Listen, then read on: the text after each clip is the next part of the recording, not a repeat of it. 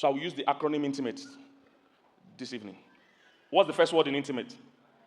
I can't hear you. What's the first word in INTIMATE? I.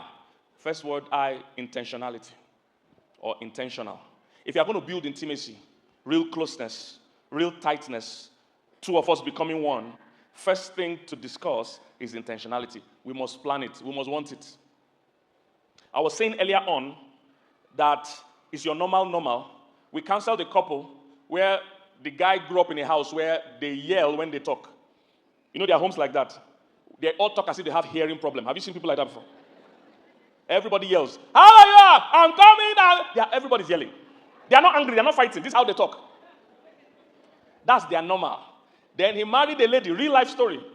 He married a lady where in their own home, everybody whispers. You do not yell no matter the situation. They see yelling. You know, if you have driven in Africa, I don't know how to drive in Kenya, but in my country, your horn is part of the driving. And there are many reasons you horn. You horn to greet people. You horn to tell other people to see you. You horn to tell people that I'm seeing you. You horn to insult people. You horn to clear the road. We use our horn in Africa. I don't know how to do it in Kenya, but in Nigeria, when I travel to a place like America and Co., you do not use your horn. It's a big deal if you hit your horn. Everybody's going to turn and say, what? It's a big insult. It's a big affront. It's a big issue. You see, it's your normal. When I was driving in the U.S., I didn't know I was traumatized by African driving until I drove in the U.S. In my country, Nigeria, whether there's red light or green light or whatever light, it doesn't matter. You must look out for yourself. The person might not respond to that light. So when you're hitting a junction and the other guy is coming, you wait to be sure he's okay. When I got to America, I almost caused accident many times. Because when I hit a junction and somebody else is coming that way, I stop. And everybody will be like, why are you stopping? I'll be like, you can't see that man. But the man is not going to come because he knows who has the right of way. I didn't know I was that traumatized. See, many people are punishing their next for the crimes of their ex. The last man stole your money, so in this new marriage, you're hiding your money. And you think it's normal. You are behaving out of trauma. Is somebody getting what I'm saying? Please get healed before you deal. Everyone. Some behavior you are showing, you are punishing your next for the crimes of your ex. You are defensive. You were so disrespected in your last relationship. Now your ego is so inflated, you are guarding your pride. Seriously. Is somebody getting what I'm saying? So that couple, the guy that yells and the lady that whispers, they got married. And many times, that lady said, I can't stand the yelling. And the guy will say, I'm not yelling, I'm just stuck. One day, they were having a discussion. He yelled so much, according to the story. He yelled so much, she peed on herself. This is a woman that has children, so I'm not talking about a child. She was so anxious and nervous because of how loud his voice was. She urinated, she peed herself. Is your normal? Let's be sure the baggage you are carrying is a carry-on baggage, the one you can carry on. If you have oversized luggage, you need to check it in where somebody else will carry it. Is somebody getting what I'm saying? So number one is what? Intentionality.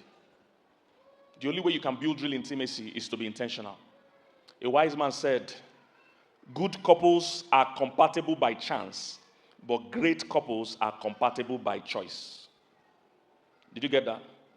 Good couples are compatible by chance, but great couples are compatible by what? Choice.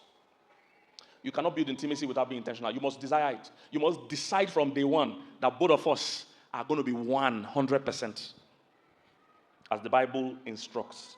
Intentionality. Number two, the N. What's the next word in intimate? I can't hear you. What's the next word in intimate? N. That N stands for needs. Needs. One of the ways you build intimacy is to meet the needs of your partner. I like what Pastor Andrew and his wife were saying. Look, meeting each other's needs is actually at the core of what marriage is. And people get closer with whoever meets their needs. There is always a connection from your heart with whoever meets your needs. My mentor, Gary Chapman, wrote the book 5 Love Languages. I met Gary Chapman some weeks ago. 5 Love Languages. That book has sold over 20 million copies. And what's the book about? It's saying, look, it's possible to be doing a lot of things for your partner and not be meeting their core need. Marriages that break is not because they don't meet any need. Sometimes they are meeting needs that are not very important. Are you here, somebody? So you must be meeting their needs. And the only way you can meet your partner's needs is to know their needs. You can't meet the need of somebody you don't know. So there are some people doing everything. So I'm working for you. I'm slaving away for you. That might not be her primary need. She might need you to spend time with her. Some other person is buying gifts. Your partner might need compliment. Some other person is giving compliment. Your partner might like gifts. Or might like acts of service that you help her or help him at home. Is somebody getting what I'm saying? Anybody that is constantly meeting a need in your life will steal your heart. It's a matter of time. Are you here, somebody? And if you are married and somebody else is left to be meeting the needs of your partner, you are putting your marriage at risk. If your wife likes compliments and every day she looks good, you never notice, you never compliment her, and she gets to the office and somebody is always telling her how beautiful she is, your marriage is in trouble. Needs. Men and women usually have different needs. Sometimes even two human beings always have, they will hardly have the same needs. So you need to study your partner. Sometimes your partner just wants you to stay and talk to me, but you want to go and buy fuel. So if I fuel her car, she'll be happy. She say, no, I want to talk to you. Is somebody getting what I'm saying? My wife always shares a popular story. How that when she went to give birth in the U.S., we gave birth to our last two children in the U.S. So when she went to give birth to, I think, the second child, we got to the U.S., rented an apartment where she would stay for the 3 months or so she would be there. I was trying to settle them in because I was coming back to Nigeria to pastor. So I was trying to settle them in. And the last day I was going to spend with them in America before I came back, I went out early in the morning. I and my friend went to auction. They do car auction in the U.S. Many of you know about this. They do car auction in the U.S. So I traveled to the U.S. To the auction place. It was some distance from the house. We went to do auction, early in the morning, and I got a very nice car because I know they needed the car while I'm gone because they have to drive for the hospital appointments and other things they need to do. So they needed to buy a car. And my plan was that when I buy that car, when they use it here in the U.S., after they give birth, I will also ship the car to Nigeria and we'll still use it in Nigeria. Great plan. So I bought the car, got back in the evening because it's a long process. You get to the place, you bid for the car, you release the car, long process. So I got back in the evening with a brand new car. So when I got back, I told my wife, come outside. She was already doing her face.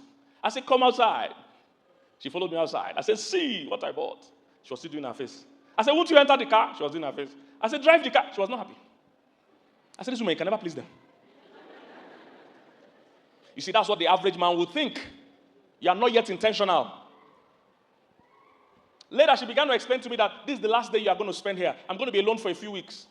I would have liked us to spend today together. Me, I'm thinking you will need car when I'm gone. You see, both of us were right. Are you getting what I'm saying? Both of us were right. Only one of us was happy. You need to know your partner's needs before you can meet the needs.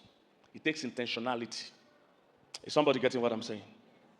If you're a man here, even if you're a woman, if you don't learn about a man's need or a woman's need, you will never meet their need. It's not something you stumble into. You have to learn it.